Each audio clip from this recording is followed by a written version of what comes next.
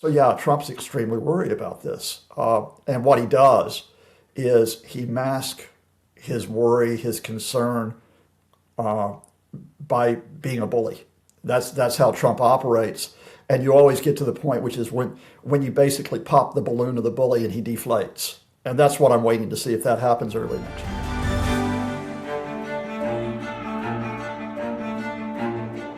Professor Scott Lucas from the Clinton Institute at the University College Dublin, thank you so much for joining the Trump Report on a Saturday. A very fine morning to you, Maddie. How dedicated are we, eh? I know, and we did have a trove of people commenting in on our last Saturday appearances, asking to keep doing it. And I just said, we've got to have a social life, but we did have to come back for today because, of course, we've had time to digest from last night. We didn't want to do an interview too early. We wanted to kind of keep up with the news cycle, keep up with what's happened. But what has happened for our audience?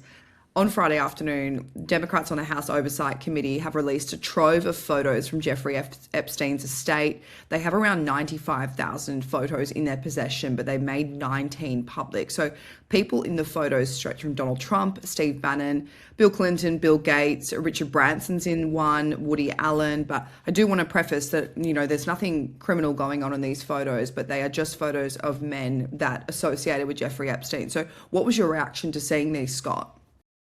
I mean, my immediate reaction, Maddie, is sort of a follow-on when we discussed an earlier release of photos, which was of Epstein's incredibly bad taste in terms of how he decorated his island houses.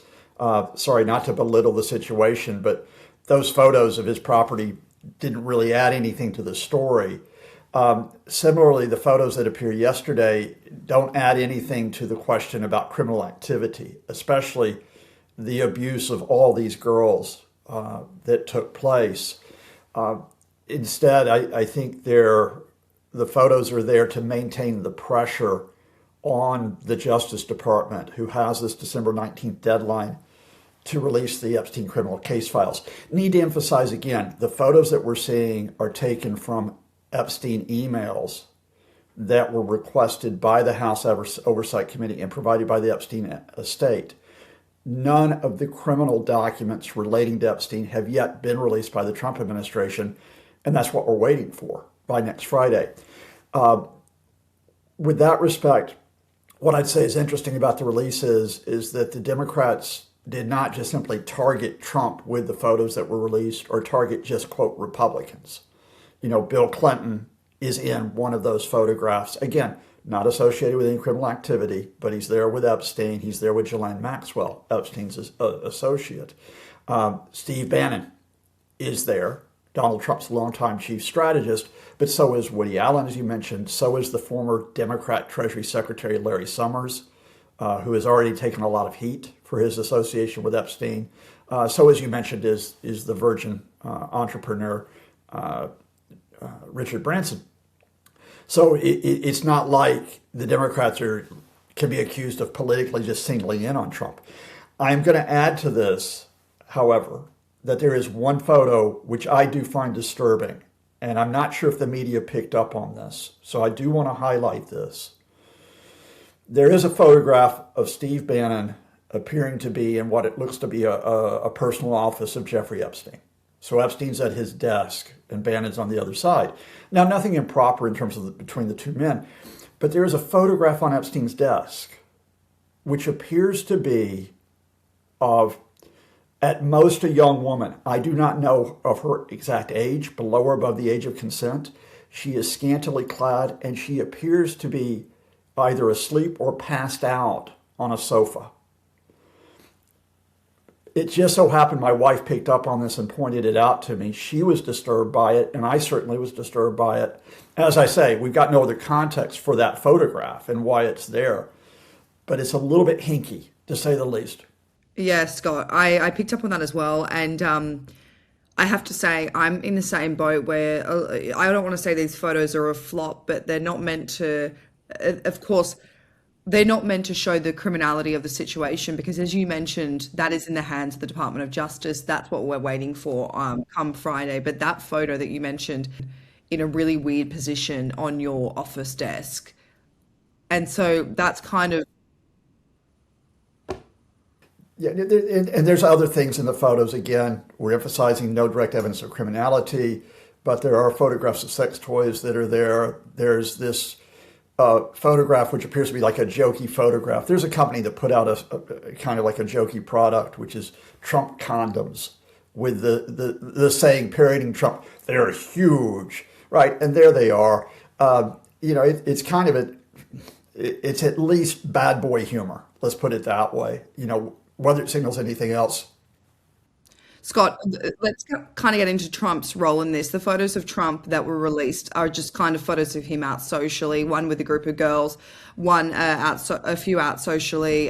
The one with the group of girls, I think when you and I spoke a few weeks ago, there's an email that was sent from Jeffrey Epstein, and I can't remember who it was, but it was a threat. I don't know if it was a playful threat, but he said, I've got photos of Trump with a group of girls in Hawaiian skirts or something on those lines. I think this was the photo that he might have been referring to, but it's a lot less risque than Epstein made it out to be if this is the photo, because it's just him with a group of girls and they have Hawaiian leis around their necks. But that's one of the photos. And then he's out socially with Epstein and a few others. And then, of course, there's that condom selling for $4.50 that says I'm huge on it. So when you look at the photos of Donald Trump, do you think it's bad for him? Yeah. I mean, it's bad for him just because of the association with Epstein. But again, I'm going to emphasize these photos are not being put out to prosecute the criminal case against Trump. That's not what the Democrats are doing here.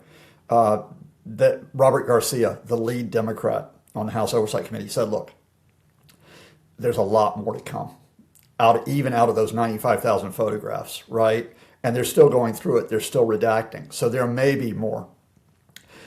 On the surface, those photographs, the key thing for me is that are they girls or are they young women that Trump is photographed with? That issue of age of consent, which is precise. I mean, what we have been told, and in fact, I think what Epstein has actually said is that Trump preferred young women. In other words, above the age of consent. Rather than the girls. And again, I think I'm just going to leave it at that. I think I'm going to leave it at that as we said in previous discussions of Trump's, of the emails, of the Epstein emails that were released, that Trump's association with Epstein is a lot closer than he admitted, that he effectively lied. He lied about the proximity in terms of Epstein's properties and Epstein's apartment. He did break off the relationship in no later than 2007. But before 2007, yeah, he was there with Epstein. No criminal behavior established at this point. But the fact here is that he's running with Epstein, and there is enough suspicion raised because of Trump's stonewalling of the further information, especially those criminal case files. Yeah, and I think that's the main point, is that the stonewalling has made it look as if there's something more sinister, something deeper going on. We'll get into that in a minute, but this association with Epstein at that time in the 80s, 90s, early 2000s, this I don't think will be isolated to Trump in the sense. So here's Trump's response to the photos. He said, I haven't seen them, but everybody knew this man. He was all over Palm Beach. He has photos with everybody. There are hundreds and hundreds of people that have photos with him, so that's no big deal. I know nothing about it. So I think that this will be the narrative for Trump going forward, especially as these new photos drop, potentially more documents or emails, especially if none of the photos with Trump and Epstein show anything criminal, anything weird, anything sinister. But I think that this will be the narrative that Trump runs with, but not just him, other people that will say, look, he was a huge socialite. He was on the social scene in Palm Beach. If you were a high-flying person, you were rich, you were powerful, you were with Epstein. And I think that I'm not saying that's an airtight narrative, but I think that is a fair enough thing to say if we don't see anything more.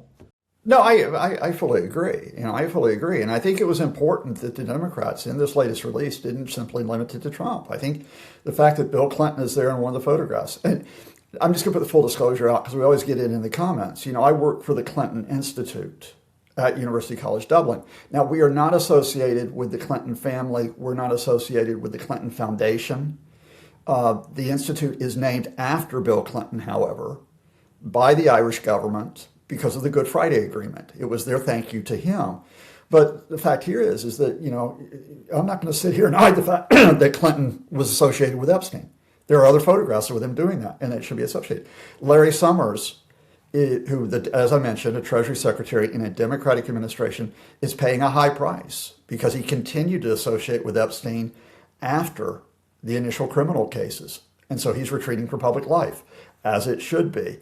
On the other side of the ledger, you have to say, look, those the relationship between Epstein and Steve Bannon is far closer than Bannon ever admitted, and lasted well into, in fact, just before the final criminal case with Epstein in 2019.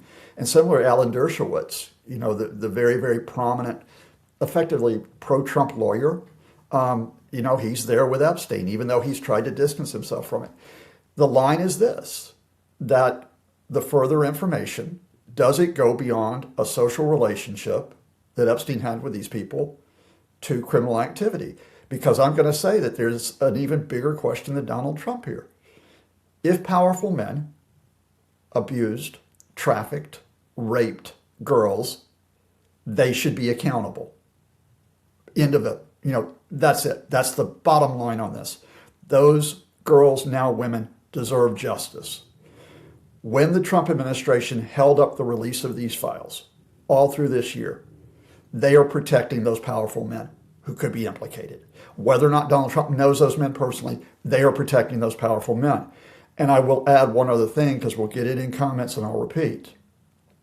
The Biden administration did not stonewall on these files. They could not release these files because there were open criminal cases until the autumn of 2024. There were open criminal cases against Ghislaine Maxwell, Epstein's associate, and while there's an open criminal case, you cannot release material that could affect that case. And the desperation of the Trump camp this year is extended to the fact that when it became clear that Congress might vote to release the criminal case files, Trump orders his Attorney General, Pam Bondi, to go out and open persecutions of individuals like Bill Clinton, possibly to set up the pretext. We'll see if it comes out next week. Oh, sorry, we can't release these files because we've got investigations open. Yeah. Well, that's one of the questions that are being raised. What kind of, hurdles they'll put in front of it so that, some things are redacted, some things aren't released. But so Democrats say that Epstein surrounded himself with rich, powerful men, as you say, Scott. And we know that Thomas Massey, when he was speaking under oath, he basically said that he's spoken to victims and he's read victims' testimonies, and he knows what he believes that the DOJ files will show who was involved in anything criminal, which rich, powerful men in the US were involved in Epstein's criminal trafficking ring. So a Democratic congressman on the committee said on air today that these photos are just the tip of the iceberg. So, Scott, the DOJ, they have to release these files by next Friday. So, what are we gearing up for? Well, if the DOJ adheres to the congressional bill, it's legislation, right? Then we get criminal case files against Jeffrey Epstein. And there are a couple of legal decisions that have also cleared the way for this, that are going to relate both to the initial criminal cases against him in Florida, which go back to around 2008, 2009. And then, of course, the major case, the one that finally ended in a long prison sentence, which was in New York in 2019. And when you talk about that, we could be talking about photographs. We're talking about witness testimony, including testimony from the victims. We're talking about the possibility that there might be audio, there might be video that comes out in this.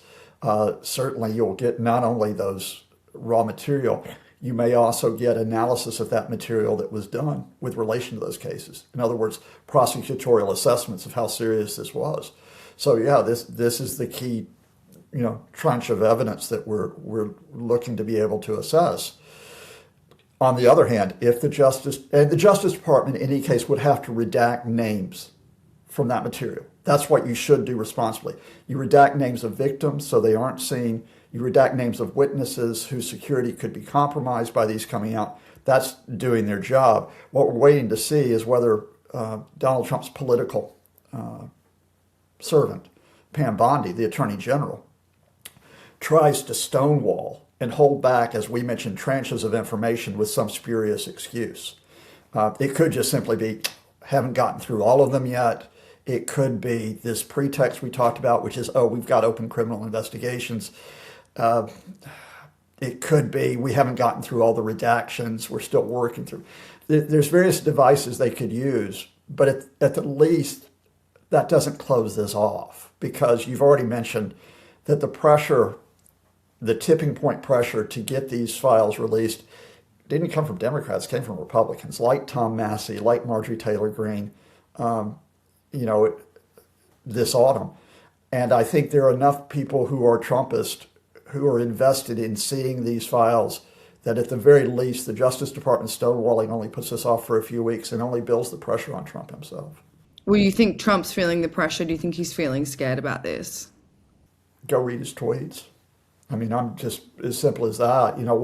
Why has he got it in for Marjorie Taylor Greene? And I'm not even going to quote any of those tweets that he's put out about her in the last week, because they are unhinged. Whether Trump, in fact, has mental issues or whether he is just so upset about this case, they are absolutely unhinged tweets. And I'm not a big fan of Marjorie Taylor Greene, as you know. He has put out unhinged tweets about Tom Massey in the past as well. So yeah, Trump's extremely worried about this. And what he does is he masks his worry, his concern, by being a bully. That's how Trump operates. And you always get to the point, which is when you basically pop the balloon of the bully and he deflates. And that's what I'm waiting to see if that happens early next year. Just to wrap up the photos that were released yesterday, Scott, who do you think comes off worse in these photos? Who do you think will likely, who do you think looks as if they're tied to Epstein the most? I think you've actually summarized it, Maddie, which is that it's actually in one sense a pointless political game to say, oh, look on that side, look at that side, and say they because everybody was associated. Epstein ran in New York circles. He ran in circles down in Florida. And, the point here is that if people run with powerful men, they run with powerful men because they like to be there with powerful men at the parties. They like to be there to try to get influence with powerful men. And Epstein had a lot of influence. They're there to network. This happens in the U.S., it happens in the U.K., it happens in Ireland, it happens everywhere. So just simply those photographs of people associating with Epstein, that's right. Without playing point scoring here, I'm going to bring it back to this, Maddie. It's not a question of win-lose in terms of individuals at this point. It's a question about whether the victims win or lose here. I'm going to bring it back to this. The politics, we can't get away from it.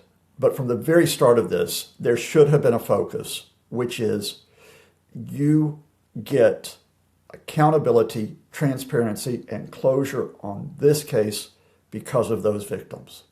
Scott, just finally, a new Reuters Ipsos poll found that 70% of Americans believe that the government is hiding something about Epstein and his alleged clients.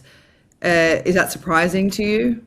No, it's not, because the thing that happens, it happens in cases when you try to cover something up. We actually saw it in a very different case, very different circumstances, but when I was a boy back in the 1970s. The more that the Nixon administration tried to cover up its crimes over Watergate, its deceptions, its lies, its attempts to escape accountability, the more that people wanted to know, wait a minute, what went on here? Because there's something that goes beyond political affiliation. When a case strikes at the soul of society, when a case strikes at the heart of society, people don't necessarily want to go around in ignorance for the rest of their lives. There's emotional reasons for that.